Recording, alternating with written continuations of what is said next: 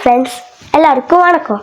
உங்களுக்கு தெரியுமா, 3 மாதம் குளிருக்காக பலாயிரம் கிலோமீட்டர் ட்ராவல் பண்ணும் பட்டர்ஃப்ளைஸ் எங்கேருந்து எங்கே போகுது, எவ்வளோ தூரம் ட்ராவல் பண்ணுதுன்னு இந்த வீடியோவில் பார்த்து தெரிஞ்சுக்க போகிறோம். வாங்க வீடியோக்குள்ளே போகலாம். கனடாவில் இருக்க மோனார்க் பட்டர்ஃப்ளைஸ். அந்த நாட்டோட வின்டர் சிவியராக இருக்குன்றனால இந்த மோனார்க் பட்டர்ஃப்ளைஸ் எல்லாம் கனடாவிலேருந்து மெக்சிகோவுக்கு ட்ராவல் பண்ணி போகுதுங்க. கிட்டத்தட்ட 2800 மைல்ஸ், அதாவது 4506 கிலோமீட்டர் ட்ராவல் பண்ணுதுங்க.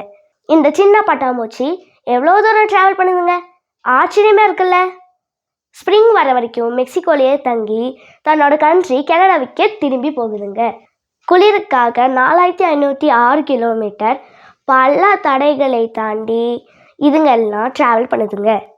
மனுஷங்க நாம தான் ஒரு சின்ன தடையை பார்த்து மனசுடைஞ்சு போயிடுறோம்.